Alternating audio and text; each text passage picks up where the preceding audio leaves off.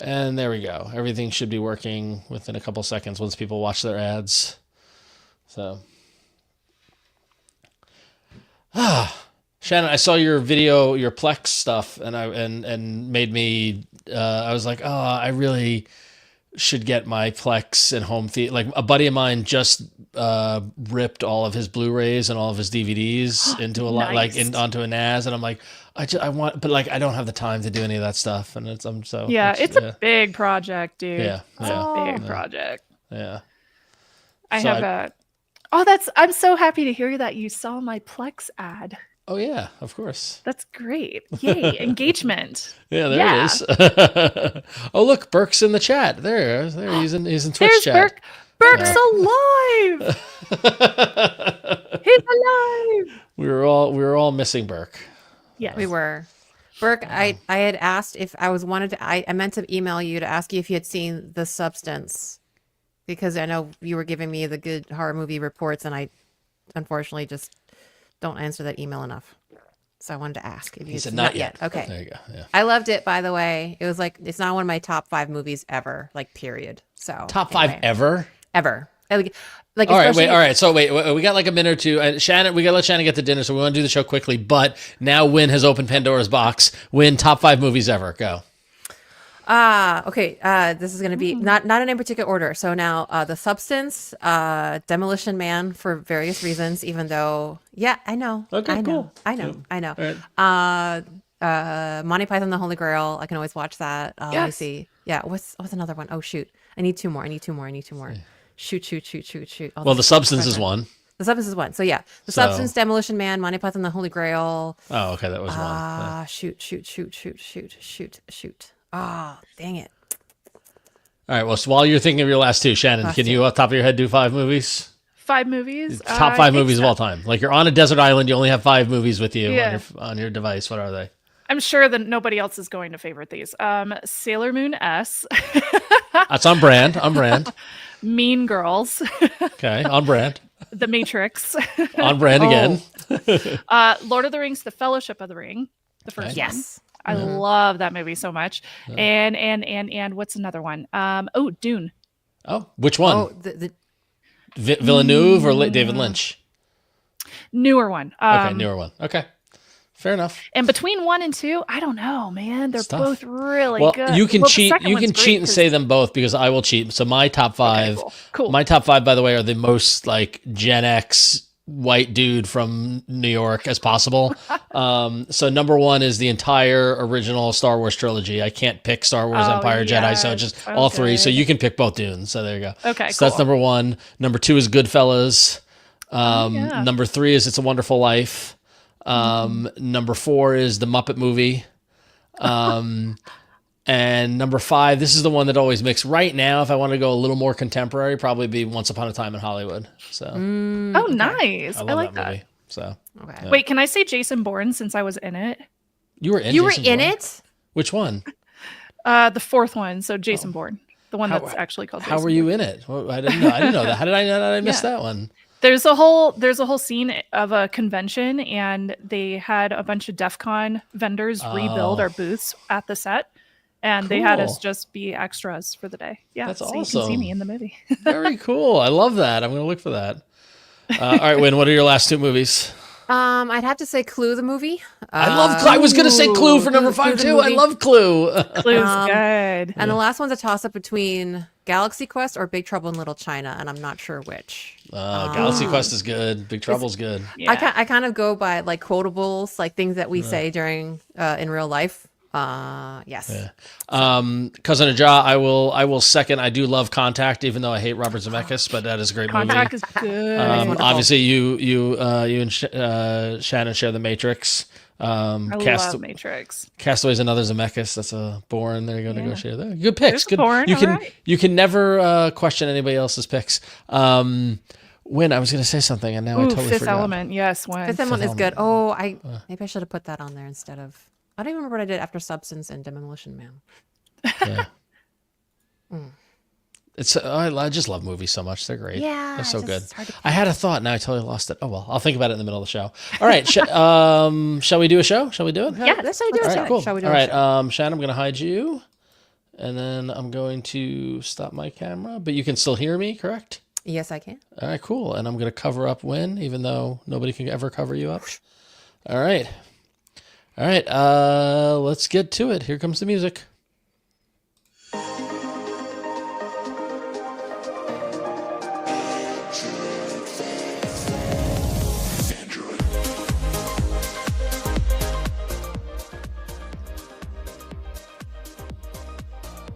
Hey everybody, this is Android's Faithful. Happy 4th week of November, however you celebrate. We are here every week to bring you the latest news, hardware, and apps in the world of Android. I am Huyen Now.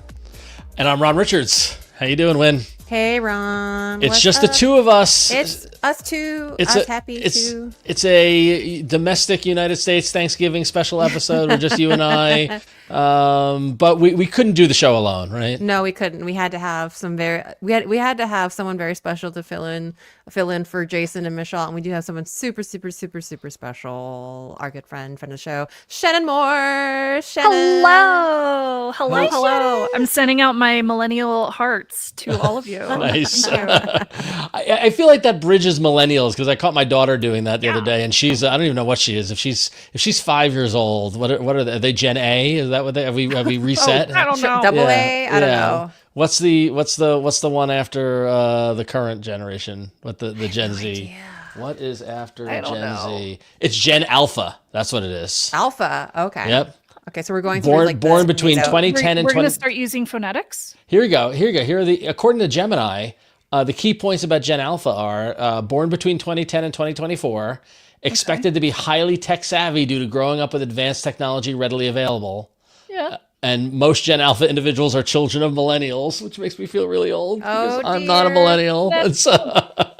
Actually, were we having this discussion or someone else, but saying that, actually, I feel like for us millennials, we're pretty tech savvy because we had to kind of go from, Telnet, like the beginnings of the internet to now. So true. But that maybe our children might not be as much because a lot of it's kind of already like rolled, like it's already, like the internet's here. A lot of it is less like do it yourselfy. Well, I don't know. gotta- What do y'all think? I gotta tell you, my daughter was in front of my computer, which is just the normal monitor, and started like swiping at it because they have the big touch screen at school, and I'm just like, no, it's not a touch screen. So yeah. I mean, that's a good point. Like, Yeah. if I wanted to build a website when I was a teenager, I had to learn like HTML and JavaScript and stuff like that. So I forced myself to do it. But nowadays, you don't really have to. You can just There are all these copy code tools or that have just do AI it. write it for you. The AI thing is No, good. it might not That's be going to very be the good. big. That's going to be the big differential. That's going to be the big game changer because, like, unlike you millennials, although you millennials probably had it as well, but I grew up on modems.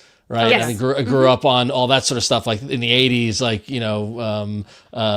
Z modem protocol, downloading games and things like that. Right. And then we had to teach ourselves HTML and JavaScript and then all this sort of stuff. Now kids, AI is going to be the game changer and everything is going to be connected, and which is good. I mean, I want them to have technology in their lives. But well, that said, Shannon, we're very thankful to have you here. Real quickly before we get in the show, I want to remind everybody it's holidays are approaching, and if you need to get that Android enthusiast in your life a special something, get our latest merch over at Threadless. If you go to androidfaithful.threadless.com, you can get the new leaky peaky design inspired by Wynn's description of when there's a leak in the world. Oh my God, I love that. And what's even better is that right now Threadless is having a Black Friday sale. So right now you can get t-shirts for $12.50 and up from there, super cheap, like almost half price. So if you've been on the fence to get one for yourself or our other design, the Android Faithful logo, now's the time to pick it up. So I love it when silly things I say just end up on a t-shirt. That doesn't happen to me too often. Just that really this is the kind of once. best thing, isn't it? So, Totally.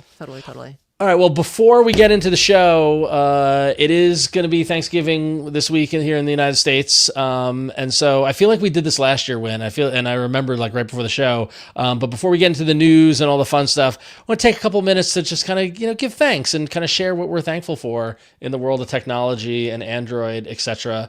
Shannon, I hate to put you on the spot, but you're our guest. Would you like to go first? Would you like to share what you're thankful for? What am I thankful for? But it has to be tech. Oh. It could be, let's keep it in tech. Although if you want to share something untechy after that, you can. If you just want to share for therapy.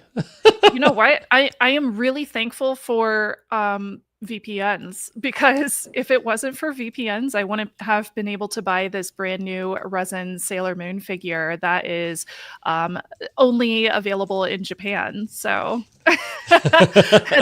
thank you, VPN, for making it look like I was in Japan. There you go. There you go. All right. Wynn, how about you? What are you thankful for this year? This is going to be a little bit, how can I say, a little bit touchy-feely, but I'm always really thankful for developer communities and also just tech people communities in general, where we do knowledge share and, you know, Aw. I think it's a really important part. I don't think I'd be where I was in my career without people willingly sharing both their knowledge, their time, and also just code, like in general, open Very source. Like, true. so yeah, I feel like community is like actually a much more important part of tech than we often give it credit for, because we have this like stereotype of tech people just being like in our basements, which we are, or in dark rooms, you know, just talking into mics and, you know, like remotely to other people. But I do think that it's the human element that really makes tech, that is the potential of tech. So there you go. There's your surface level. Ugh. I know. Nice. Well, I will one up that. Okay, and let's do first, for those of you in listening to our podcast, you can watch the show live stream every Tuesday night. And in the live chat going on, Cousin of Ja just shared that he's Cousin Ja is thankful for Android Aw. Faithful. So thank you, Cousin of Ja. thankful for you. But when I will one up your touchy feely, so now we're like a year and 3 months into Android Faithful, and honestly, like while doing All About Android over at Twit was great for 13 years and stuff like that, I never realized how we just kind of got into our own kind of little world and little cycle, and doing Android Faithful really has made us kind of break out of that and tap into that community, not so much developer community, but just the general community. So between Shannon, you, and Adam last week, and you know, I know Flo's going to come back on the show, and Juan's coming on the show. Like, we got this great community of contributors and folks who love to come on the show, but also, I mean, hell, how many times did we see each other this year? Like, we went to So many. like 2 or 3 Google events. We went to Yeah. DroidCon. Like, we really kind of, you know, like to get, you know, the support from Google and the support from other organizations and OnePlus and Samsung and you know, and Snapdragon and all these other, you know, Qualcomm, all these other companies who kind of saw what we're doing and kind of, it's so cheesy to say, but like I feel seen in terms of like, and appreciated, you know, and you know, and there's so many of you listening. So I'm just thankful for the community that Android Faithful is kind of, and like our little, I feel like, while we did All About Android, it was good and it was all right. But I feel like with Android Faithful, we've kind of earned our seat at the tech people's table. You know, like Shannon, you're already there. Yeah, with all the Oh, no, I'm folks. not. You Yeah, guys you are are. being No, invited to events that I'm not invited to. So, like, let me know how to get that seat. okay, let's share. But that's what no, we're here for. but I feel like We're we've kind of matured and come into our own in this past year, and so I'm really appreciative of that. So I love No, that. it's 100%. Y'all have enabled us also to like be closer as like a creative unit, I guess, and also just as people. So thank you for that. Yeah, it's good been really stuff. wonderful. So all right, so with that, let's get into the news, why don't we? And let's take that fun, positive spirit and pour water all over it, thanks to the DOJ. So the latest in the Google antitrust story, and this broke last week, and a lot of people talked about it, was that the Department of Justice. I will admit, I will complain about journalism here for a moment. I saw so many clickbaity headlines about this, and like, for example, we're looking at The Verge's coverage where they say DOJ says Google must sell Chrome to crack open its search monopoly. Google is not selling Chrome yet, right? The Department of Justice made their recommendation to the judge that they recommend that Google sell off Chrome, and that would satisfy the deal. A judge still has to decide what's going to happen. So all we know right now is that the Department of Justice has suggested or has recommended, saying that they feel that if Google divests itself of Chrome, then that will break free the monopoly of search, and there'd be more of those sort of stuff. And no mention of divesting Android. I've seen so many headlines saying that Google's going to sell Android too. Like, we just don't know. But at this point, the DOJ is recommending that Google kind of, you know, sell off Chrome. I don't know who would buy it, but that is the DOJ's recommendation. So, Shannon, have you been following this drama with the DOJ and Google? Or?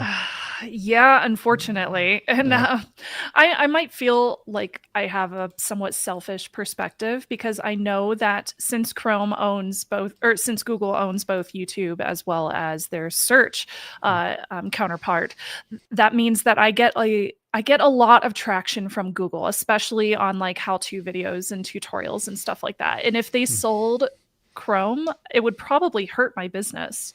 So selfishly, I realize this. I recognize that I am biased in this perspective.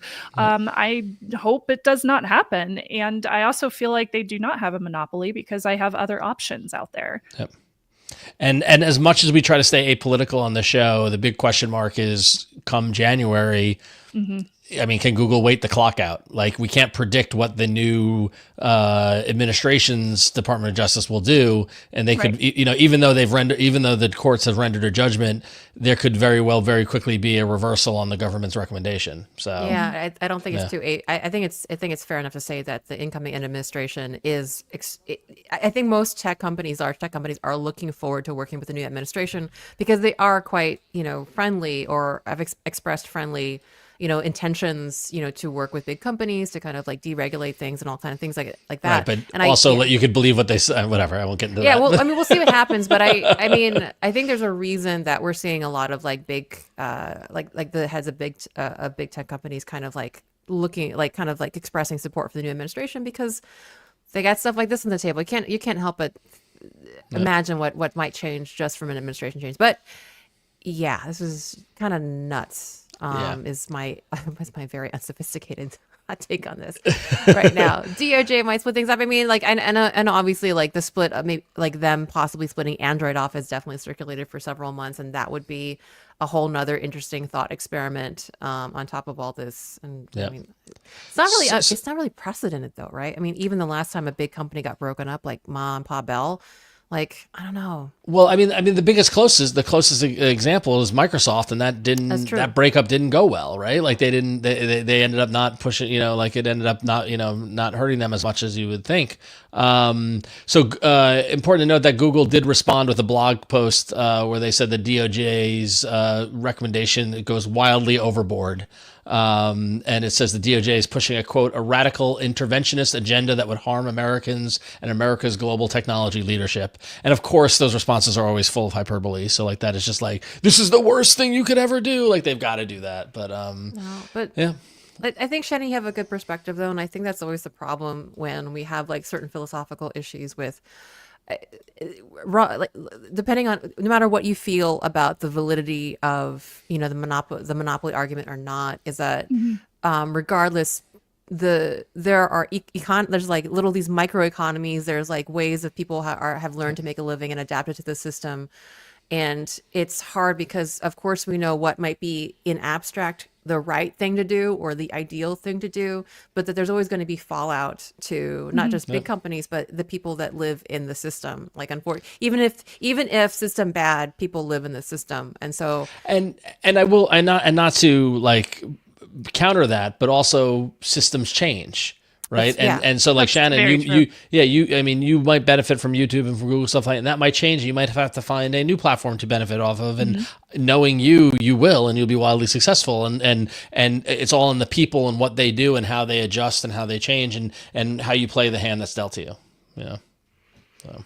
Well, good luck to us all. Godspeed. Yes, good luck. We'll see. So we'll stay tuned. So there's closing arguments in another DOJ Google case, and then with the holidays coming up, like I don't expect to see another update on this before the new year, and then at that point, then we get into the new administration and all that fun stuff. So we'll see what happens, but keeping an eye on it as always for the Goog.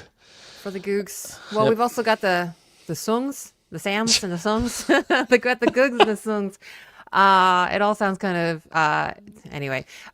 So anyway, if you are a person that has a Galaxy Watch, but not necessarily the 7 series, and you were watching Unpacked and seeing all the amazing AI and, well, I mean, all of the features in general, a lot of which have to do with AI and Galaxy AI, and you were feeling a little bit jelly, well, you don't have to feel jelly anymore, at least if you have certain, you know, models of older generations of Galaxy Watches, because all of that Samsung Galaxy AI magic that had a lot to do with wearables that were announced this week with the Galaxy Watch Ultra and the Galaxy Watch 7, you know, the energy score, a lot of the fitness kind of centric functionality are all coming to previous Galaxy Watches. In fact, it'll be coming to, and I have a list, If you have not the Galaxy 7 or Galaxy Watch Ultra, but you have the Galaxy Watch 6, 6 Classic, 5, 5 Pro, 4, 4 Classic, or Galaxy Watch FE, fear not, for you will be getting the latest wearable experiences to you very, very soon, according to the Samsung newsroom. And yeah, I mean, basically a lot of stuff that we've talked about recently. You know, Samsung is making a huge push into the wearable / fitness space. So if you are really itching for some of those features, you will not have to wait too much longer. And actually, I'm pretty impressed by the, you know, the number of generations they're supporting with these new features, from the 6 all the way down to like the 4 and the FE. I mean, that's quite a bit. So if you were like kicking yourself for not getting the 7, maybe you can kick yourself a little bit less because you can get some of the cool new stuff. So Yay! Shannon, did you get to try any of the Galaxy 7 generation watches? Yes. I usually end up purchasing my Samsung phone every year. So I generally try to dive in on the watch whenever they do those bonuses with purchase. So I do have the Watch 7. I think it's charging upstairs at the moment. But I'm currently wearing the Ring too. I have the Galaxy Ring on. I'm a huge convert for the Ring just because it's so easy and the battery lasts forever. So I love wearing this thing. I haven't taken it off since I bought it in July. So yeah, I'm very excited for them releasing a lot of these features to previous watch generations. I think it's really cool. I would like to see more abilities on the Ring myself. We haven't seen a lot of updates there, other than, you know, a few specific things like heart monitoring and sleep analysis scores. But it would be cool to have some other applications for the Ring as well. Oh wow! Did you have like a tracker or before previously, or did you guys into like smart rings previously? I used to wear a watch all the time, Okay. and now I've kind of switched over to the Ring. I do still have the watch because I review them, but I like the Ring more. It's just more comfortable to wear, and it's easier because it doesn't die every day. I'm really looking forward to our end of year show when we talk about like the winners and losers of the year or whatever, because we started this year with all the speculation around the Samsung Ring and all this kind of excitement around it, and then we hit mid-year and Aura. Samsung, you know, proactively sued Aura to get ahead of it, and then the Ring kind of came out, and then I feel like I haven't heard anything about the Ring. Like I feel like nobody's talked about it. Yeah, and it really hasn't. I mean, it really hasn't sent shockwaves through the industry, but clearly you're having a positive experience with it. So it's yeah. I'm now I kind of want to dig in and read the reviews and see, you know, now people have had it, what is the experience with it, you know, longer term. So. Yeah, I still got to post my review, so keep an eye out. No, I'd love to hear it, just because I think it feels a really good niche, because I feel like the watches definitely feel like, at least from people that I've experienced, kind of like a moderate to high enthusiast in terms of fitness and stuff, because it's a big investment, right? They generally are a bit more expensive, and they generally tend to like want to be feature packed because you have this whole screen. But the Ring does feel like a good, like, okay, I do care about my health, but I don't need a whole other device that has notifications, that has display, that have everything. I just need something that can have the monitoring tech, and then talk to my phone and yell at me for whatever I'm not doing correctly. Yes, exactly. So I love that. Yeah, let us. Yeah, we need. Well, whenever you finish your review, maybe you can come back and give us your like lowdown on life with the smart Ring. Perfect. Or send it our way, and we'll even talk about it on the show when you're not here. We'll talk in a positive light. We'll share. Go look at Shannon's review, and yeah. So, all right. No. All right. Well, I got one more thing for you, and actually, especially if you're a developer, Google is now releasing the Android 15 based Wear OS 5.1 preview. So Wear OS 5 is out. Wear OS 5 was based on Android 14. Wear OS 3 was based on Android 13. So we've got the 0.1 is kind of a bigger jump than the kind of the previous two in terms of like the base Android version. But there are two notable things in in Wear OS 5.1 that you should be excited about. The first is credential manager support. And basically this is just gonna be like passkeys, but through your Wear OS watches. You know how much we love passkeys around here. No, honestly. But yeah, there's gonna be more credential manager support. So that provides, you know, kind of a more unified authentication solution with more complex and more secure flows like passkeys, as well as federated IDs. But also another feature that is gonna be in Wear OS 5.1 is watch speaker playback. So on devices that support media playback, users can now select the watch speaker to be their preferred output option. I know, for example, I think is this Ben Schoen that reported on this? Yeah. For example, apparently on the Pixel Watch 3, you can't actually place, for example, YouTube music through the watch speakers. You have to have Bluetooth headphones in. I did not realize that. But I mean, I guess I'm always using Bluetooth headsets. Or I actually don't use my my watch exclusively for sound. Like, Ron, did you ever run into this where you want to use your watch as like a media output device? Never. Okay, so Which is fascinating, right? I think the only reason I would want to, like, if I wanted to talk to my watch as if I was talking to like a communicator in Star Trek or something, like that sounds fun. Like listen to it and be like I'm a spy. Cool. But other than that, like I don't want to be annoying in public places. So I always use headphones, not like outgoing speakers. Yeah, I mean, I just find it fascinating that it was not necessarily allowed. But hey, if you need that, if you are Jason Bourne or not Spencer Tracy, Dick Tracy, or some other spy that wants to talk loudly about your super secret plans through your wrist, you should be able to do that now. Actually, if you do have like if you regularly use your watch as a media output device, and we're just joshing on you for no good reason, write in and let us know like what are your use cases for your media output going through your watch. But yeah, anyway, Wear OS 5.1 is now in preview, so look forward to better credentials and passkeys. Use passkeys, and your watch speaker. Playback. Actually, Shannon, you're the security girl. Hot take on passkeys. Like 30 seconds on passkeys. Yes. What do you think? Oh, here we go. I don't even need 30 seconds. I need 5 seconds. Like, yes, please do it. If you have the option to implement passkeys, absolutely. It's much more secure than like using your username and password. If you have a website that only accepts 2-factor authentication, do that instead. But if you have the option to upgrade to passkeys, it's a wonderful option and it saves you time. It's really convenient. See, now that is we've been railing on passkeys because I felt that the rollout or the education of users around passkeys has been a joke.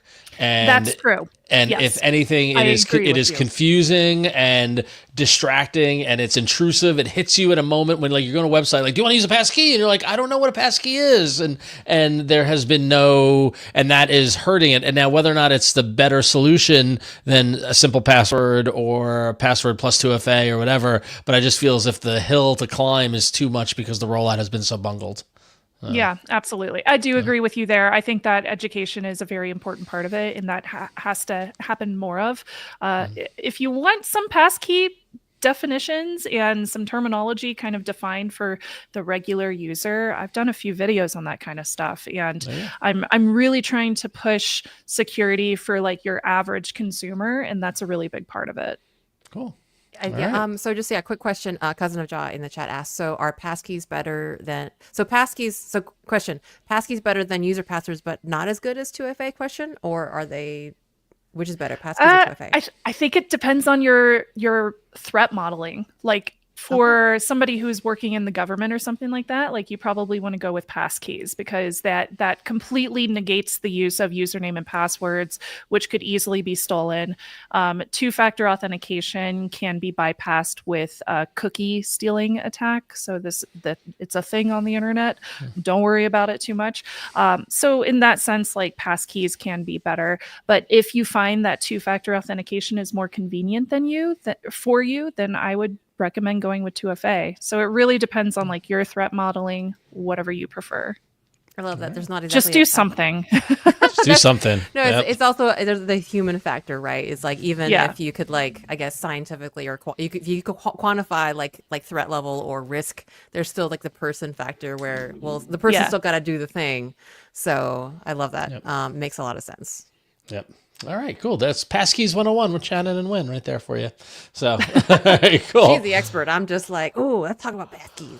All right, so moving on quickly to the news, more news. We've been talking, Michelle covered it a little bit, and we've been talking about it here and there, but Huawei has been developing their Harmony OS, which is their not proprietary, but their in-house operating system that is not Android. And reporting out of Bloomberg came out saying that Huawei is mentioned as Huawei announced the new Mate 70 line of phones. They also kind of mentioned that they're going to get out of the Android business. That they basically said that from next year on, all their new smartphones and tablets are going to run Harmony OS next, which is the next iteration of their operating system, which is not built on Android in any way, shape, or form. And it's basically Huawei's, according to Bloomberg, quote, Huawei's campaign to reclaim China's premium tier from Apple and build an ecosystem without the involvement of major U.S. tech providers.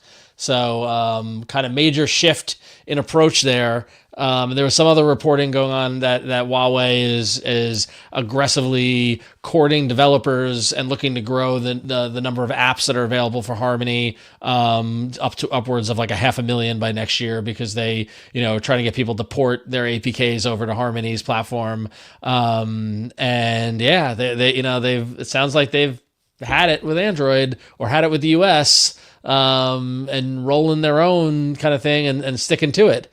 So I know this doesn't really affect us directly, considering that we can't get Huawei phones and it's primarily a China thing, but it definitely, China is a huge base of users. Southeast Asia is a huge base of users, and Huawei has huge market share. And when we look at those numbers and talk about how much market share Android has, I mean, basically Android is according to Google, most popular operating system in the world, and a lot of that is because of Southeast Asia and its adoption of it versus iOS. So, when do you look forward to the day of having to develop an app for Harmony as well as Android? Or Probably not. I'll just stick to Android, and if Android no longer becomes a thing, I'll just retire and become a fitness trainer or something. It is super interesting, and so the thing is like, we've had both iOS and Android side by side for so many years now, and I think both of them in a sense came to maturity at the same time that our usage of mobile devices did as well. So it feels like everything scaled up, right? The number of developers, the number of apps, and now like the number of users. So everything kind of grew together. It will be a fascinating case study to see what a brand new OS would how it will kind of ramp up in 2024, given that there are already kind of very mature, very fully with full diverse ecosystems of apps on each. And I just think, but I normally I feel like if this was like in the US, like if it was some like US startup that tried to claim they were going to come up with like the next OS system, I'd probably be extremely skeptical. But given specifically that it's China, and knowing what tiny little bit I do of like the politics and the social, the social structure and the socioeconomics over there, I actually see it kind of working. It'll be a very interesting case study that we probably won't have too much visibility into, but yeah, it's fascinating. I'm good. I'm an Android developer, ride or die, until again, like as I said, I changed careers, but I think it'll be interesting to watch. I'm just really curious. Yeah. Shannon, have you gotten your hands on any Huawei devices or? I haven't seen a Huawei device in person in maybe 7, 8, 9 years. It's been a very, very long time. So they're hard to come by unless you go there and get it, or it's via Ali or somewhere else, right? So similar to when, like, I'm not really sure how this is going to ramp up, how it's going to spec out for Huawei, but I'm really interested to see. I'm also curious how their user base is going to react to this new operating system, because I'm assuming that they're very used to Android-based hardware so far. So having them switch over to something else, like, will it be similar enough that for the user experience, is it going to be easy enough for them to implement? Who knows? Yeah, and that's real the value of their Harmony OS already, which was their layer on top of Android, right? So they so if you can visually make it look the same, can you distract from what's under the hood, right? But still, there's been so much evolution of Android over the past 10, 15 years that now they're starting from scratch. Like, you can't just wholesale copy an operating system and have every little from brightness adjustment to like all the things that our phones do automatically that we don't think about, they've got to accommodate for. So it's definitely should be interesting to see what they can do with it. So all right, cool. All right, one other little bit of news for you entertainment folks out there. I know we've been covering this year the release of the Google TV streamer device, as well as all the updates and changes to the Google TV software platform. In fact, a couple of weeks ago, we had that interview with Shalini Govil-Pai, the VP of Google TV, where she clued us in on some of the stuff that they're doing. The latest move in that space involves Roku. Roku is actually building their content directly into Google TV without the need of an app. I recently listened to an interview with Roku's CEO, And it's really fascinating what Roku has done, because, in it, we all know Roku from the low cost device, streaming device that I feel like is in everybody's parents' house, right? Because it was the one they sell at Costco and like all that sort of stuff. They've got like probably the biggest market penetration for devices, but the Roku channel, their own streaming app, which was available on Google TV, which is available on Apple TV, has over 80,000 movies and TV shows. They're the ones who distributed the Weird Al movie a couple of years ago, if you remember that Daniel Radcliffe was in. But they have a ton of content funneling through the Roku channel, and it gets just a massive amount of viewership. And now it's going to be available, at least not yet, but over the coming weeks, it's going to be available directly in Google TV as a tile, so you can go right into it from Google TV versus having to download the Roku channel app, similar to how Google's integrated their Google free TV channels. So this is bringing even more content if you use Google TV, which I'm a loyal Google TV user. I have the streaming device in our living room, and just in our basement, we put a TV with the Google TV already on the TV itself. So I'm excited about this. Do either of you use Roku channel or watch anything on Roku or? Oh my, I used to be a diehard Roku fan. That was like my first streaming box, and I had one of those for the longest time, and I was buying every single generation for a long time. And then I switched to Chromecast, and I didn't need it anymore. So that tells you a little bit about it. But yeah, I'm excited. I think it's cool. Like the more content we can get on our streaming devices with Google TV, the better, in my opinion. Agreed. Totally agreed. I will say all those Google TV free channels that they added, I was waiting for my wife to come into the living room to start watching the show we were going to watch, and I just Google TV bubbled up like on now, and it was a classic game show awesome. on the Buzzer Network, which is on the Google TV free channel. So I just clicked it and I watched Classic Concentration with Alex Trebek from the early '80s, and it was I love it. Fantastic. Yeah. So I do the same thing. Like I'll. Except for me, I've been watching Pluto TV because they have a dedicated Sailor Moon channel. So like it's very on brand for me. It's anime 24/7. So if I don't know what to watch, just turn it on. Yeah, and it was great by not having to download and not having to proactively go install the app, by just having it. You just go to the Roku channel, and all Roku's offering is there, same way as Google Play's offering. That's pretty cool. So yeah.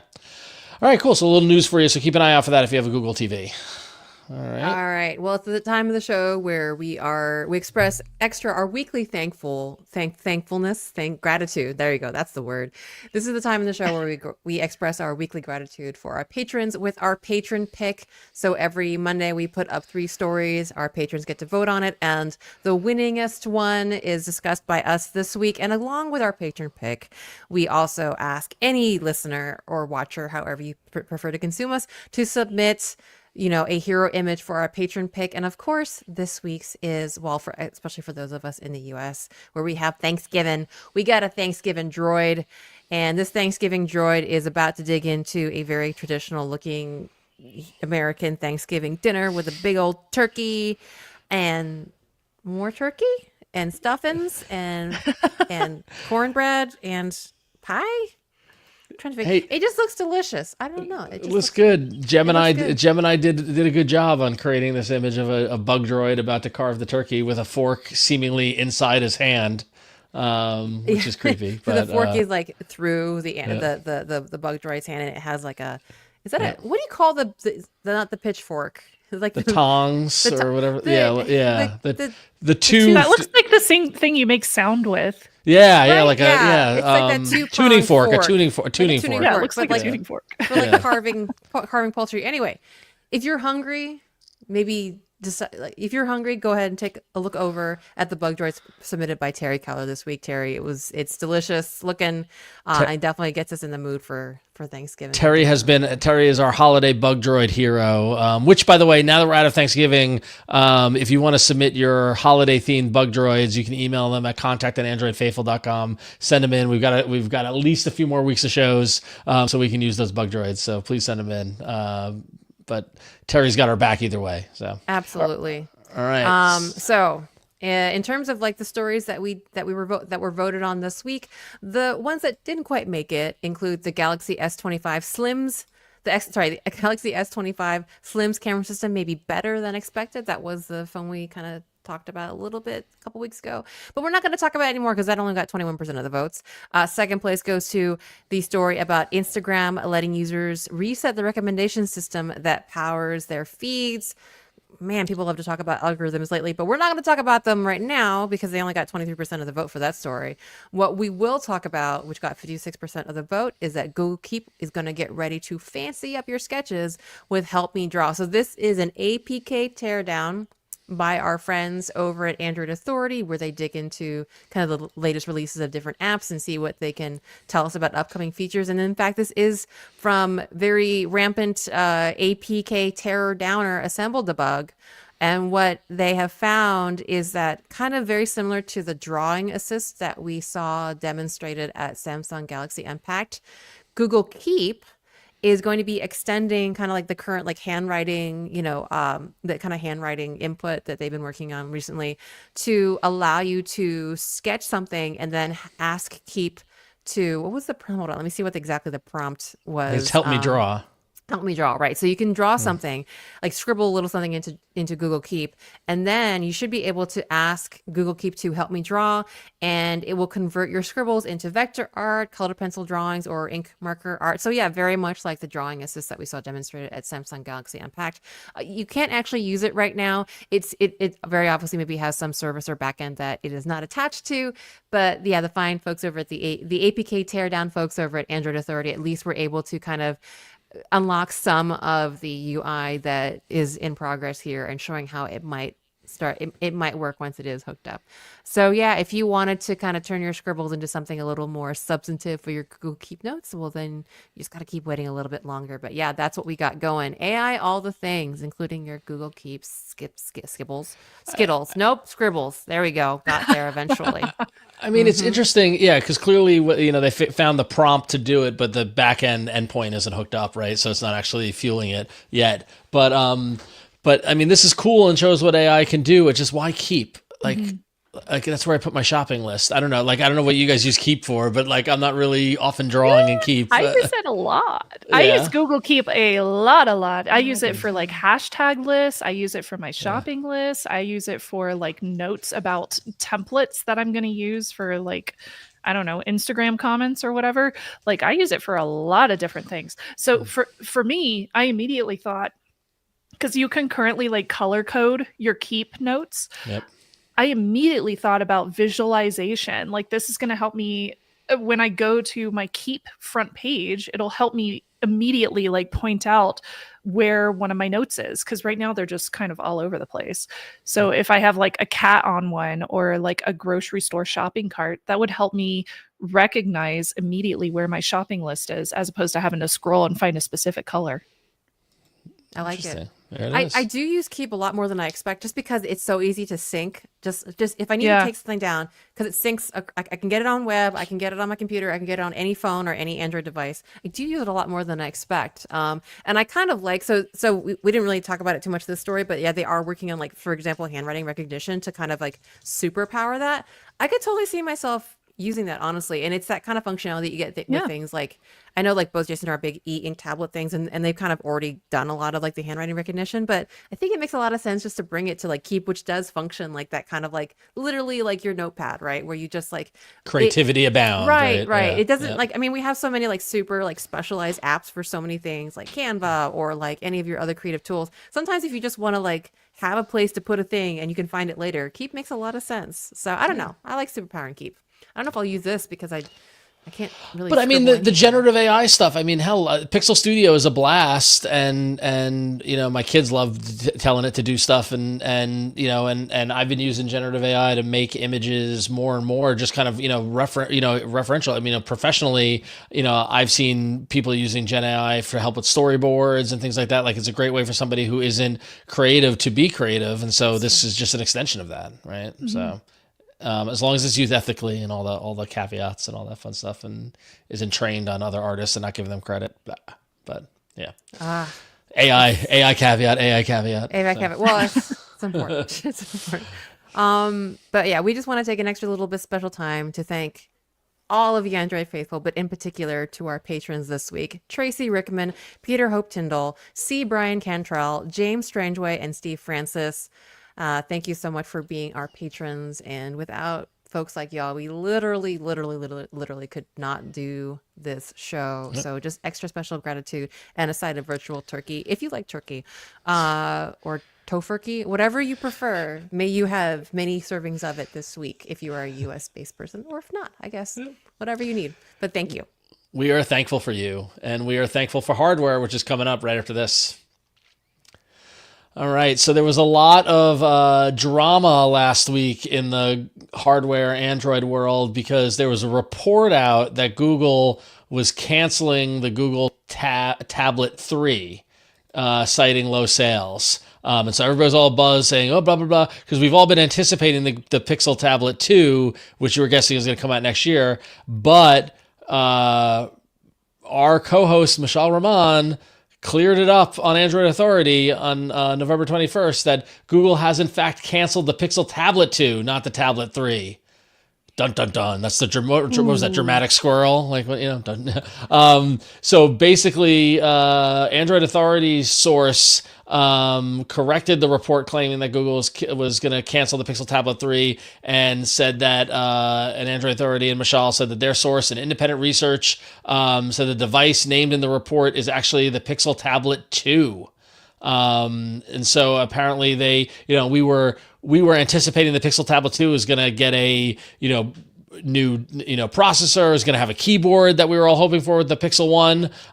But it looks as if the report coming out of Google through those various leaks is citing concerns over low sales for the Pixel tablet and projected low sales for the Pixel Tablet 2. And so they are canceling the project. Now, of course, Google has not commented on it or said anything to clarify it or not clarify it, and we'll see. But at this point, nothing has been announced, but it's basically, kind of reporting that the development of the Pixel Tablet 2 has been canceled for Google. And maybe the Pixel Tablet 3 then becomes that kind of productivity power user device that we were speculating with stylus support and keyboard and all that fun stuff. If they do need to divest Chrome and therefore Chrome OS goes away, does the Pixel tablet become the inherent, productivity device? So a lot of confusion over what device was canceled. But if it's the Pixel Tablet 2, I'm pretty bummed because I like my Pixel Tablet 1 and I wanted to see what they were going to do next. I don't know, and I'm such a fan of tablets in the tablet space, and every year I say it's the year of the tablet. I don't know, Shannon, did you get to play the Pixel Tablet 1? Did it have an impact on you, or? Yeah. Yep, there it is. There's the ring. Yep, you got it. I have mine sitting right in front of me. I use this thing all the time. For me, it's like a third screen for my computer and my workspace. I use it all the time to check my front door ring cam, or to watch YouTube videos, or to take notes with the stylus that I bought, whatever it might be. So yeah, I'm kind of disappointed. I mean, this one is kind of low processing, it's not high performance like my Samsung Tab, my S10 Ultra. That thing is crazy high performance. So in that sense, it doesn't really compete. But at the same time, this, I feel like it has a place in the market.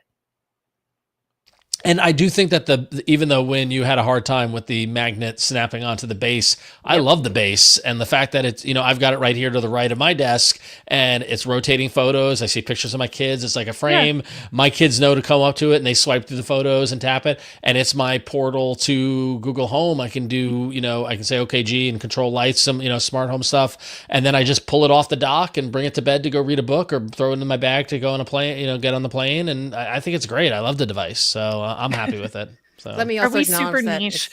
Yeah, we are super niche. Yeah. Also, let me acknowledge that the Win not being able to keep the tablet on the dock is a Win problem, and probably not a Pixel. Well, no, I will. In your defense, just 2 days ago, I went to put on the dock and missed the target, and it fell to the floor. That happens. It does. It does. I don't know if that happens to you, Shannon. I know you've got the ring that kind of. The ring on the tablet case definitely helps with aligning it so you don't miss as much. But yeah, if I take it off, I miss it all the time. Yeah.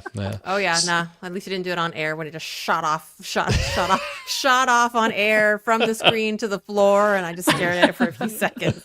Flo and Jason were just like, Oh man, but hey, we still have the Pixel Tablet 1. It's not going away, and we don't see a refresh. And then if they keep the Pixel Tablet 3, does that become the 2? Because they canceled the 2. Like they've got you just ignore that it doesn't exist. They're gonna rename it. We'll get a new name again. Yeah, I don't know. We'll see. Oh, gosh. tablets can't win. Oh well. So, all right. What can win though? Win. Oh, look at that. foldables. I mean, I people are still skeptical, but yeah, foldables are here, y'all. And I know one of the favorite foldables of last year was the OnePlus Open. Well, it seems like there might be not just a book style foldable from OnePlus, but possibly a flip as well. We've got some rumors that OnePlus is possibly working on a flip style foldable to go along with a digital chat station. Says that OnePlus is planning what is being called a small screen flagship, which if you just take those words together, who knows what that means, but it has been used to refer to flip style foldables in the past. So we'll have to see. And it kind of makes sense because they have seen so much success. And of course, OnePlus is part of Oppo, which is the real pronunciation. Oppo? I think it's Oppo. Oppo. Okay, so we all know that OnePlus is Oppo, and Oppo already has, the flip, their own flippables as well. So it seems like kind of just makes sense for OnePlus to fill its own little like brand niche where a nice little clam style foldable could like slot right in. But we'll have yet to see. I would say with the success of the OnePlus Open, I'm surprised that this didn't come sooner. Yeah. Right. I'm surprised they're talking about Q2 25, which is like nearly at least a year and a half out of the original OnePlus Open, right? Yeah. So, and I know that they do have a great technology sharing agreement with Oppo where they worked on the Hinge and it's available in both of them and things like that. But I don't know, Shannon, did you get to play with the OnePlus Open at all, or? Oh yeah, I have one. It's amazing. It I is. love that device. I'm a big fan of flip style phones as well, just because they're so small and compact and they're easy to use and they're wonderful for like selfies and stuff like that. So social media wise, for a content creator, it makes a lot of sense. So that's my concern as well. Is like, how's the cameras going to be? Like, how's the usability of the outer screen going to be? So if this does come to life, like this is going to be something I will truly, really be interested in reviewing. But if there's anybody who I think can pull it off, I think it's OnePlus, because OnePlus came out strong out of the gate with that Open. Absolutely. Especially even with, as you said, the software side of it. I mean, I know that at least the multitasking software was quite lauded on the OnePlus Open. So hopefully they can bring that to a really cool front screen experience. But that's not it. OnePlus is very busy. I mean, they've already released the OnePlus 13, OnePlus 13R in China, but we're waiting for those global markets to get their hands on it too. Well, it looks like from I would say a leaky peaky because we can't see it, but from Yogesh Brar, sorry if I'm pronouncing it incorrectly, on X, according to them, the OnePlus 13R will be coming out with the OnePlus Watch 3 very soon in global markets. So if you've been waiting for any of those things, especially that OnePlus Watch 3, it looks like it'll be coming out soon. I mean, I know like a lot of us love the OnePlus Watch 2. I think Michelle and Jason both really loved it. Oh, I do too. I got mine right too? here. Yeah. I love the OnePlus OnePlus Watch 2R I've got, which is 2R. fantastic. Yep.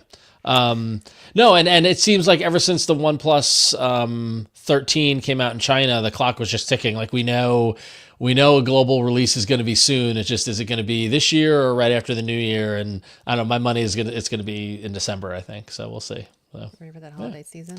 All right. Well, that's not it, because I mean, we're talking about OnePlus, so we're going to talk about Oppo. I already almost forgot how you say it, but I could rattle off a bunch of like specs to you about how how both the Oppo Find X8 Pro and the Oppo Find 8X are using Dimensity 9400. They've got 12 gigabytes of RAM and 256 storage and a great 50 main and 32 megapixel selfie. But you know what? I think it's kind of boring. I think we should really talk to someone who's gotten their hands on these Oppos already. And could there be someone here that has gotten a close look at these fine devices like this? Oh, I might have one right here to show off a little bit. What luck? This is it's in a case. Okay, so I'll be honest. I just took this out of the box. So like literally, like I watched her take it out of the box before the show, right? I haven't even put a case on. Like I put the case on it and started charging it because this thing was dead. So I'm I haven't even put so my account on it. Is that the Find But X8 or the X8 Pro? this is the Find X8 Pro, the Pro Okay. edition. So I did get to see some of this powered on from some friends of mine who are also content creators who were taking photos with it and kind of messing around with the operating system. And it looks really fluid, and the photography on here is excellent. It comes with like a 50 megapixel camera, and I was able to see some photography from it, and it's very, very nice. So I'm coming into this with I have a feeling I'm going to have a pretty positive perspective on it when I do start reviewing this, but you'll start to see some pictures coming out of this from me probably over the weekend, since I'm going to take this with me for Thanksgiving. Yeah, and it's got for our audio listeners, it's got the same circle camera unit as the back of OnePlus phones and Oppo phones have had, with the Hasselblad logo right there in the middle of it. The recognizable Hasselblad Oppo OnePlus kind of partnership that we've seen from there. It looks really nice. I mean, like the white background, and then it's got the metal highlights and everything. Like it's pretty. It looks like a nice phone. It looks thin too, right? So. Yeah, and apparently the backing on every single one of these Find X8, what's it called? Find X8 Pro phones. Apparently the back of every single one, it has this pearlized kind of look to it, and it feels very, very nice and matte. Really, but every single one is unique. So the printing that you'll find on there is going to be different for every single phone. So awesome. it's very stunning. It's a really beautiful looking phone, and it feels good. It feels nice and high premium. So gotta love the phone. Gotta love the phone feel, right? Like it doesn't feel too slippery. You're not going to drop it. It doesn't feel too slippery. It's got a nice matte back. So awesome. It feels almost soft touch almost. Yeah, it's cool. I like it. I love it. It's because we have such a hard time differentiating phones these days. It feels like we're just like kind of nitpicking on the bump, how many what this very like finite specifics of like how much RAM it has. I kind of like the idea that the back has like a slightly, what is it whenever you buy like a real wood table? Bump. Yeah, they tell you that, natural patterns, like the phone that you get might be different from this one. I don't know. I just kind of like the idea that each one is a little bit different. Rather than I agree. Just kind of a cute selling point. So yeah, Oppo is a global kind of release. You can't get them here in the States, but they're available in India and in Netherlands and a whole bunch of different countries. The most comparable is the UK, where they're only selling the Pro, and that's selling for £1,049, which is $1,325. And it looks like the Find X is selling somewhere between $880 and $1,000 in various countries and things like that. So it gives you a sense of the price of the phone. Yeah, definitely flagshipy price. Yeah, it's flagship. Upper premium, upper middle. Yeah. People like to say these days. So words are hard. Yeah. All right. Well, Shannon, we look forward to hearing what you think of the Oppo Find X8 Pro. All right, and then lastly in hardware a little bit, we've been tracking the Snapdragon 8 Elite. And the various phones that are coming out that will have that processor within there. And it looks like Android Authority got their hands via their tested kind of column, shared the fact that one of the big reasons why you'd want to get a phone that's got the Snapdragon 8 Elite is because the battery life is supposed to be amazing. Qualcomm is definitely sharing the fact that the Snapdragon 8 Elite is all about performance, especially given their investment in AI, and then also trying to push towards games and things like that. But the battery life itself through their test of the Snapdragon 8 Elite on the Asus ROG Phone 9, our favorite phone,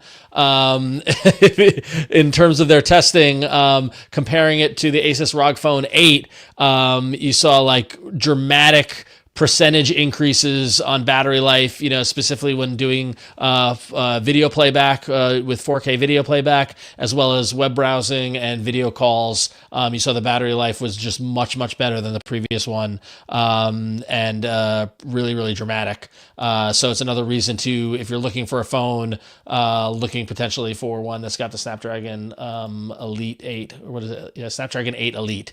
So their Qualcomm is claiming a 45% better efficiency, and while Android Authority's tested wasn't able to hit 45%, they weren't too far off. They said they came pretty close, getting as high as 39%. So pretty impressive. Battery life, man, that's the future. I mean, Oh, yeah. we've taken cameras as far as they can go. We can get processors fast. It's got to be, give me the phone that stays charged for 2 weeks. That's where, yeah, so we'll see. Sure.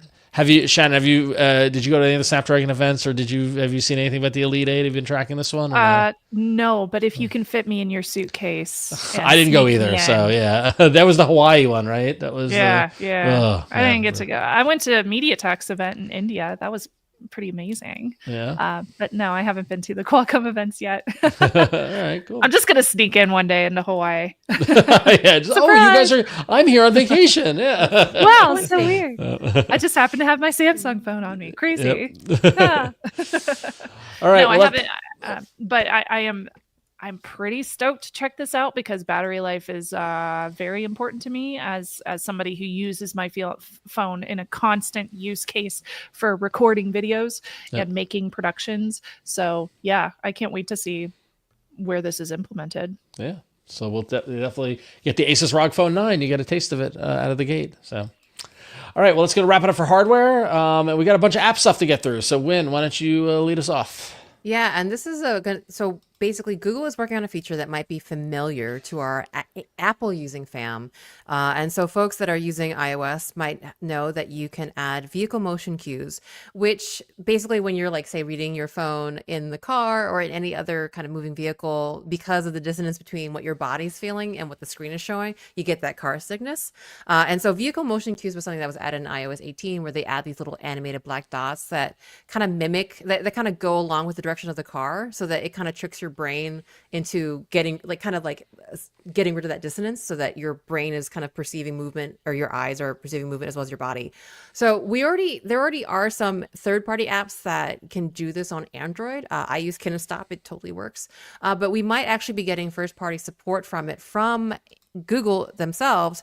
And in the latest Google Play Services beta, that's 24.47.30, the folks over at Android Authority, tearing stuff up as they usually do, have found both kind of like UI strings indicating that motion cues will be a thing, and that's what they're naming it, motion cues. And they actually did find a quick settings tile for it in the latest version. It's not functional yet. This is all just kind of UI that's slowly getting into place, that they kind of like, peeled out of like the hidden recesses of Google Play Services. But it looks like there will be first party support. And like, I really do love Kinestop, and I really do love third party developers. But I mean, for something like this, and the way that it works is that it does draw these, so it's using like the motion sensors, the accelerometer, all that kind of stuff to, again, draw these dots in a way that mimics the motion around you of whatever vehicle you're in.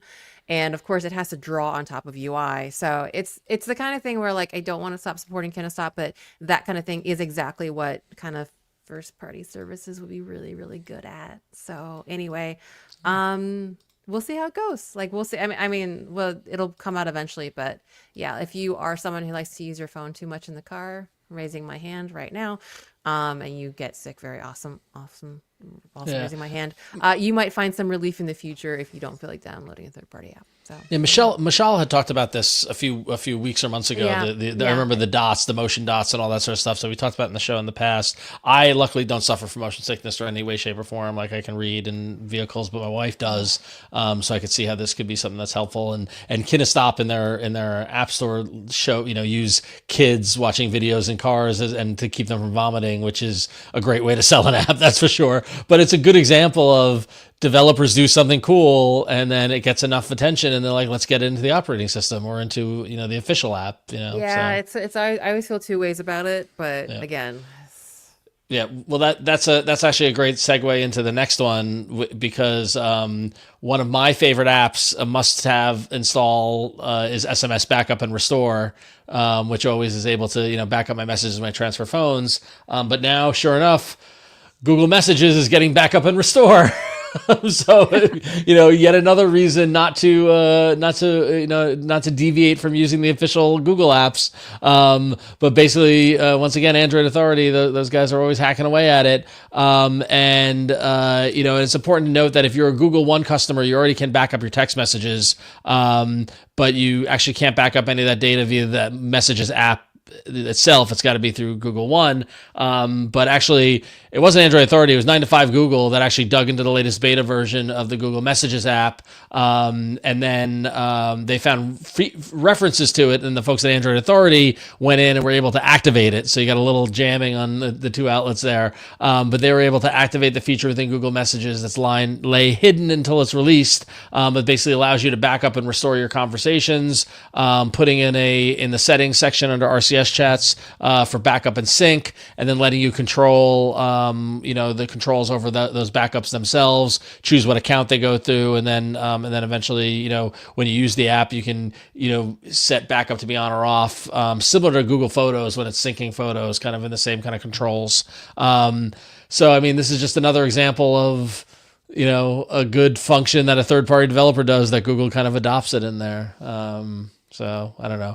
Also, I don't know why I back up and restore I have every SMS message going back to like 2015, and I don't look at them, but I just like that they're there. I do the same thing with WhatsApp. I've had my entire WhatsApp life backed up. Every time I get a new phone, I need to back up now 5 gig worth of data from WhatsApp and restore it to the phone because I don't know what it's. I'm sick. I'm a hoarder. I'm a messaging hoarder. You never know. You might be talking to your sister, be like, "Hey, do you remember that restaurant we talked about like 5 years ago? When your kid was like, like being sick, and I was like wondering like where I could." You have those conversations, and you just hope that you could just like scroll back. Yeah, that's a long scroll back though, but I don't know. Kind of like having them around. Shannon, do you restore your messages, or do you live freely? I do. Yeah. I do. Yeah, I'm also a text message hoarder. I know. I shouldn't be. I never look at them either, but I do it. But it's comforting that they're there. So It is. Another quick Google app update is the fact that, and this is so weird to even say, the headline from 9 to 5 Google is, full Google Tasks app coming to Google Calendar for Android, which is like, what? Yes. So, a lot of people use Google Tasks and have lamented over the integration within Google Calendar of how the two work. They feel like it's been broken for a long time. So now Google Calendar is going to get a more full-featured Google Tasks experience as for what Google says to quote unquote make it easier for users to stay on top of and organize their tasks. Calendar for Android is going to let users see all tasks and task lists in a single full screen view. They basically are framing this as an extension of the task functionality for Google Calendar on the web. So if you go to task.google.com, you can see that.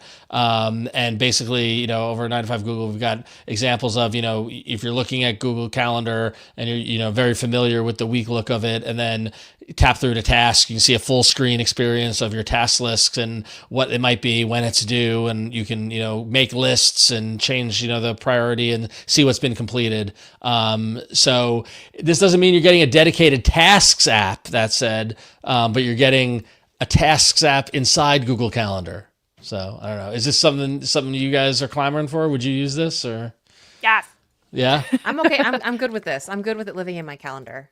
Yeah. Yeah. I definitely want this to live in my calendar. I currently use Notion for like really, really convoluted stuff that requires multiple like subtasks per day and things that I have to do every single day, like recording or whatever it might be. So I am wondering how they're going to implement it into the calendar. Like, can I repeat tasks every day? Like, how's it? Do you have recurrings? Yeah, exactly. I used to do it. I used to do it for that. Like I have, like for example, I have my every Monday at 10 a.m. tell me to post the patron pick for Android Faithful. Like I just have that. Exactly. And it's not connected to my calendar. And I'm actually old school because I don't want tasks in my calendar in the same way that I don't want, we talked about this last week with Adam, and I had to bite my tongue because we were talking about people who use their inbox as a task manager, like their to-do list in their inbox, which is like, no, don't do that. And I'm also like a purist and like don't put tasks in a calendar. Like your to-do list should be in a separate kind of thing. But everyone has a system that works for themselves. And if you guys want it in your calendar, that makes sense. But so many tasks are date based, like pay the mortgage on Friday or whatever it might be. And so so. It just also like with the kind of the way that Google Assistant / Gemini does things now. It just feels like I have been how can I say like. surprisingly rolled into the Tasks app, whether I want to or not, and now it's just showing up in my calendar. So if I actually had a way to properly manage it in a more integrated way, I'd be happy. Although I find myself here not 100% of my choice, but I'm going with it. Yeah. That's always the best way to do a user experience, by sort of not choice. But anyway, something that I don't know how to segue from that, but something that often we don't have a lot of control over is what apps come preloaded on our phones. And bloatware.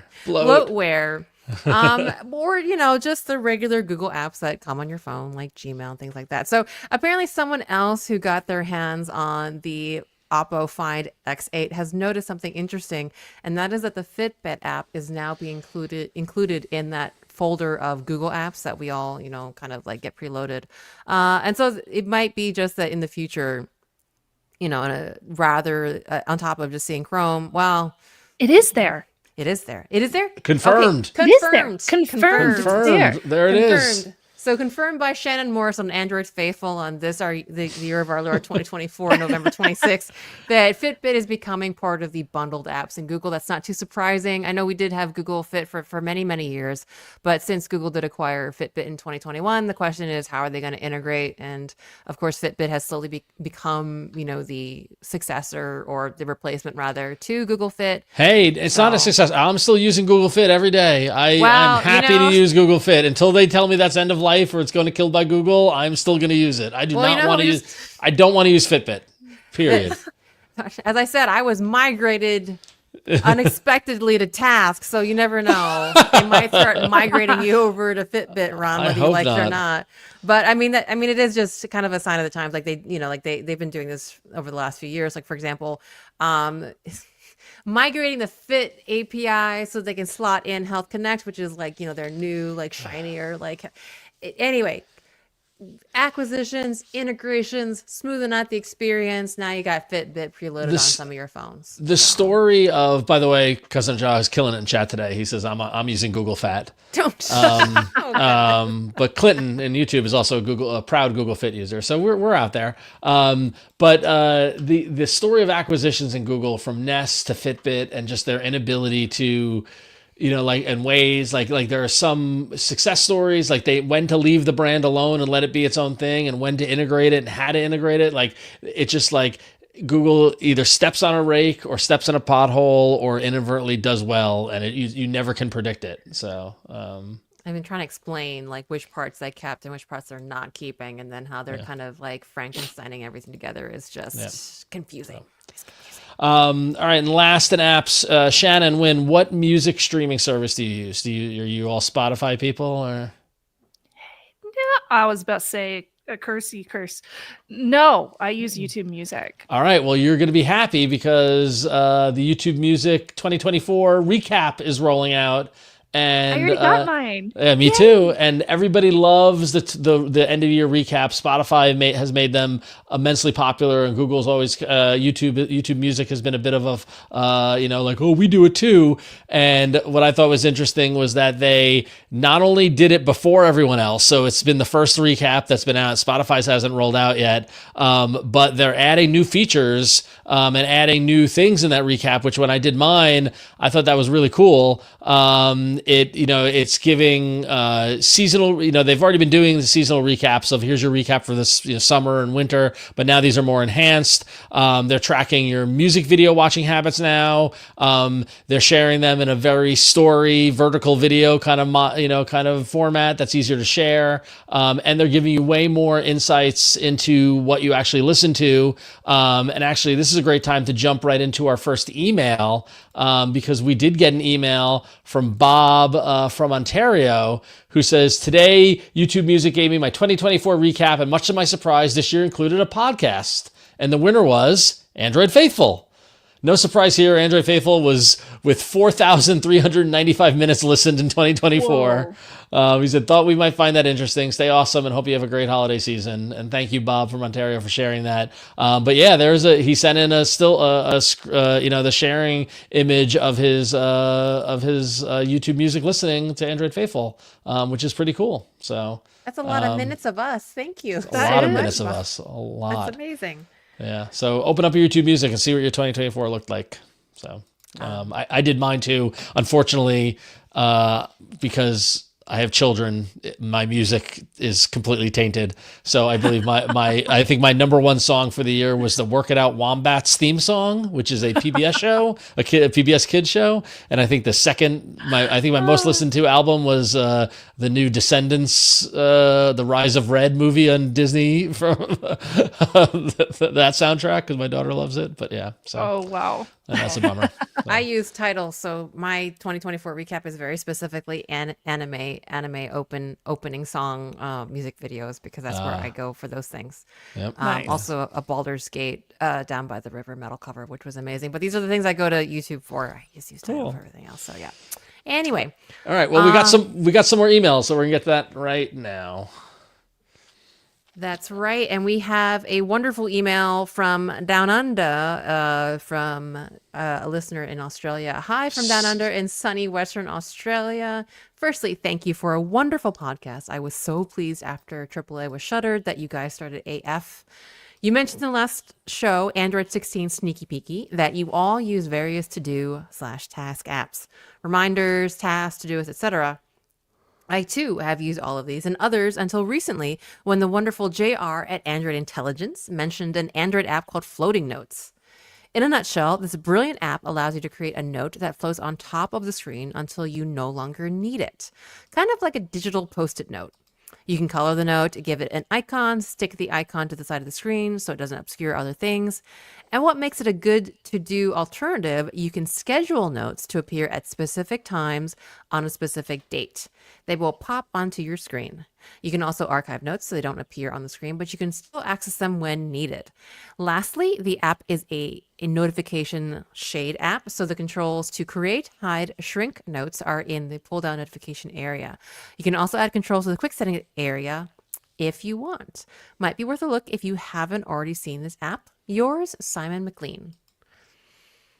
Floating Notes. This is like a power user app. Have you guys heard of this one or? No, but it looks amazing. It does have a very Google Keepy, and this is a compliment. Like if you're kind of worried about like disrupting your current usage, if you're curious about this app, it really has already a Google Keep vibe, so it won't be too unfamiliar to your current interface, other than all the features that Simon mentioned being important. I will say the scheduling notes to appear at a specific time it could be a super powerful tool. Like it's almost like hacking yourself, like knowing that like in 2 days from now I'm going to need to remember to do this, so let me remind that sort of thing.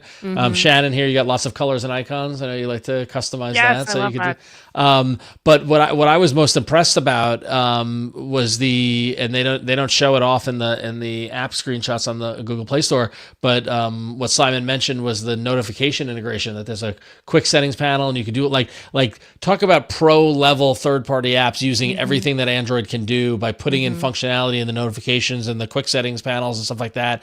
Like not all developers go that far, right? No. And so and this makes it even more powerful. So good job. Yeah, those APIs aren't easy to use, so like extra kudos. Like trying to do actions and notifications is really hard, which is why unfortunately you don't see them. So yeah. If anything else, worth it to give it a shot for that, because that is a lot of work. So good on y'all, floating app folks, or floating note floats. Floating note folks. Yeah, and any recommendation from JR is worth listening to. He is one of the best. So all right, and then our last email comes in from Michael from Tulsa. Who says, I was listening to your episode from November 12th, 2024 about smart TVs and how sometimes it's better to go to an external device when the smart of the TV gets dumb over time.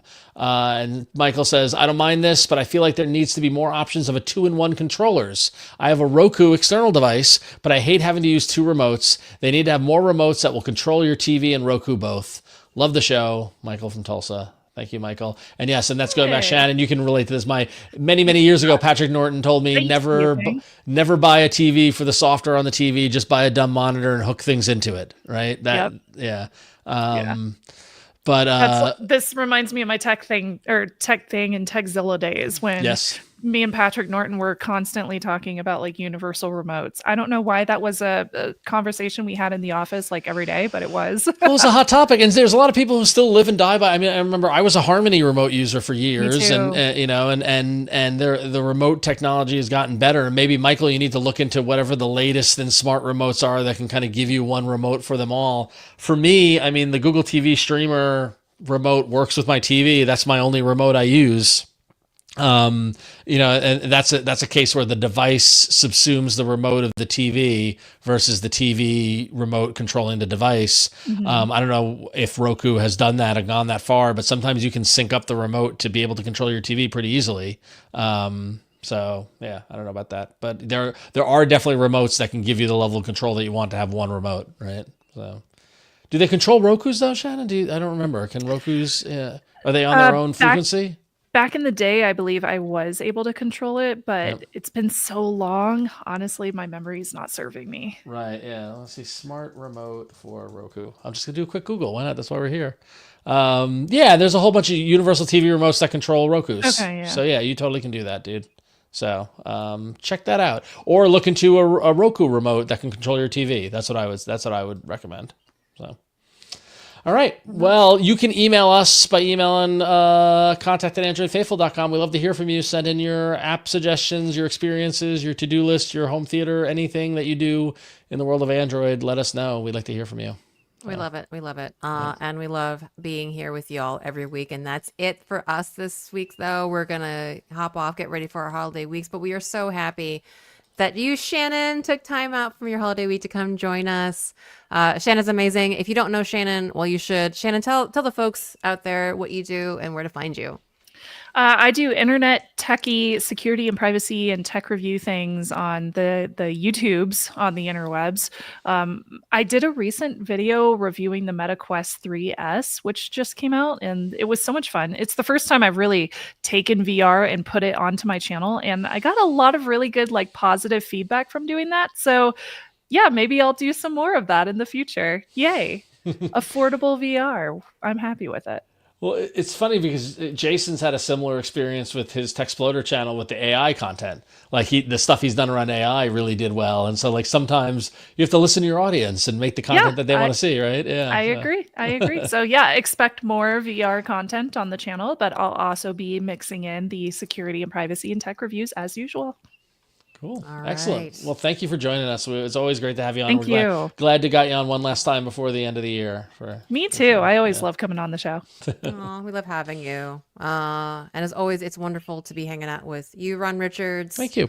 What do you want people to know about what you're doing? Yeah, just thank everybody again for watching the show. Go to androidfaithful.threadless.com. Check out the t-shirt. On my side, if you haven't already, I haven't talked about it for a little bit, but if you are into pinball in any way, shape, or form, go check out Scorebit in the Google Play Store. It is a lovely app that me and my friends at Scorebit have made to help you keep track of your scores. And you can go to scorebit.io to see more about Scorebit and check out our little piece of hardware that goes into pinball machines to connect them to the internet. We're working hard on that and it'll be very exciting in 2025 as we got new stuff coming. So, yeah. Awesome. Yeah, and I'm here. I'm an Android developer. It's my day job, and I like to get to talk about this stuff in my free time. If you want to find some of this technical stuff I do around Android, like talks and stuff, go to my website, randomlytyping.com. I just had my Joy-Con London talk come out, so I'll probably post that on my socials, either at queencodemonkey.dev on Blue Sky or at queencodemonkey at androiddev.social via the Fediverse. If you want to see me work out, at Queen Code Monkey on Instagram, but that is it, and that is us. Are those links on your website? No. You should add the links to your social on there. Okay, because Squarespace doesn't support Blue Sky or Mastodon nice links, and I haven't hacked the code yet. So there you go. By the way, can I complain about Blue Sky for a minute? Which is I'm so excited to see the Blue Sky kind of explosion and support and reading all the articles, stuff like that. The lack of notification controls they have on their Android app is maddening because I cannot turn off the notifications telling me I'm getting new followers. And it's bonkers. Yeah, am I the only? I'm not the only one, right? You're not the only one. It's been crazy. I turned off all notifications from Blue Sky after one day. I'm close to doing it. I mean, honestly, it is taken over in the past week of because the thing is that I had it on because I just got the Pixel 8 Pro a couple weeks ago, and so I had the app, but I hadn't logged in yet, so I wasn't getting the notifications. And then I was like, oh, Blue Sky, let me log in and see what's going on. And now I'm just getting hit all the time with it. And I hate to pull the ban hammer on my notifications on an app, but I'm close to doing it. So not to be like a snooty native Android dev app, but I do know that it's written in React Native. And actually, it's been kind of funny because now that a lot of the tech companies hopping on Blue Sky, I think Dan Abramov, who's like a kind of like the engineer at Blue Sky working on all this and is like a big deal. He's at Meta and stuff like that. Now that the whole tech community has coalesced on Blue Sky, Dan Abramov was talking about performance of like the React Native app, and then like Ramon Gee, for example, and several others on the Android Google team are like coming in to help him tech support and figure out how to use Android Studio better. It's a great time though. Like I totally get it, but also, you know, sorry, native Android dev, you know, React Native, it's okay, you know. It's okay, but you know, native Android devs. Anyway, I'm going to stop now, but you know, regardless of whether it's React Native or native, we love Android, and we are here with you every week. This podcast publishes every Tuesday evening. If you want to join us live, youtube.com/Daily Tech News Show or twitch.tv/GoodDayInternet. Follow us or support us rather at androidfaithful.com or patreon.com/AndroidFaithful. And of course, as Ron said, email us all of your quandaries, quibbles, and comments. Contact at androidfaithful.com. Have a great week. We love you.